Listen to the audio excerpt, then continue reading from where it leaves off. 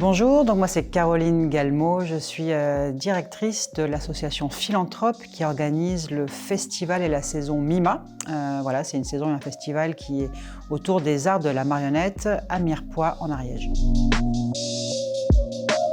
Mon métier consiste à trouver l'équilibre entre un désir d'accueillir des compagnies et des artistes sur ce territoire et de trouver les moyens pour le faire. Et surtout d'encourager à la fois la création d'un côté, tout en pensant au développement du territoire de l'autre. Donc il y a ces deux axes qui consistent à avoir une pensée et un travail autour de la création et un autre autour du territoire.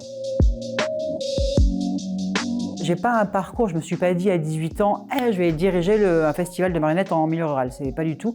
Et c'est un cheminement qui m'a amené ici aujourd'hui. Donc j'ai quand même fait des études de gestion. J'ai commencé par ça et assez vite je suis partie en Angleterre où j'ai continué mes études en les précisant un peu plus dans le domaine culturel. Donc c'est des études de management culturel. Et ensuite la vie m'a mené à voyager, notamment en Afrique, et ce qui m'a amené à vivre à Marseille et à être attachée de presse d'un festival de musique africaine. De ce métier-là, en tant qu'attachée de presse, j'ai rencontré une radio associative et donc pendant 10 ans j'ai été animatrice radio et journaliste. Après la vie a fait que je me suis déplacée en milieu rural et donc je suis arrivée à Mirepoix et là j'ai rencontré l'équipe du festival Mima. Je me suis donc lancée dans cette aventure car je considère que les métiers qui nous arrivent, qu'on ne choisit pas forcément, mais peuvent être l'occasion d'une nouvelle aventure. Alors, j'ai pas de journée type parce qu'on est justement dans un métier atypique. Bon, pour effectivement résumer, ma journée type, ça va être, j'arrive au bureau, pendant 2 heures, je lis mes mails, voilà, qui sont arrivés entre hier soir et dans la nuit.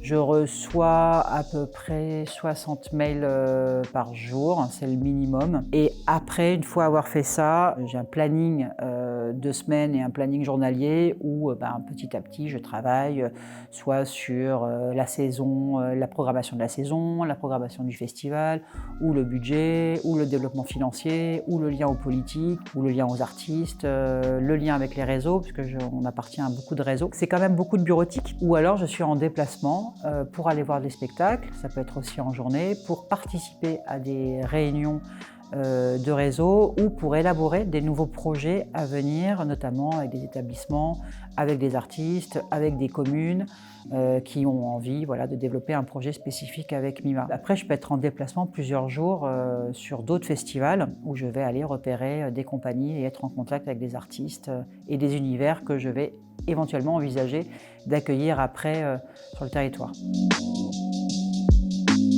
J'ai commencé à travailler bénévolement pour une compagnie de théâtre de rue qui s'appelait Scarabeus Theatre et qui développait un projet avec des échasses en Afrique de l'Ouest. Là, j'ai travaillé pour une autre compagnie de théâtre à Paris qui s'appelle la Yébantine. Avec cette compagnie, j'ai découvert le sud de la France. Là, je me suis dit, c'est quand même vachement sympa le sud de la France et j'ai décidé d'emménager à Marseille. J'ai rencontré une association qui développait un festival de musique, les Nuits Métisses, et c'était provoquer des rencontres entre des musiciens français et des musiciens africains. Aujourd'hui, ça fait 12 ans que je travaille pour Mima et aujourd'hui, voilà, Mima est, on va dire, un festival reconnu et une saison qui s'implante de plus en plus sur son territoire, à Mirepoix, mais aussi au-delà, en Ariège et en région Occitanie.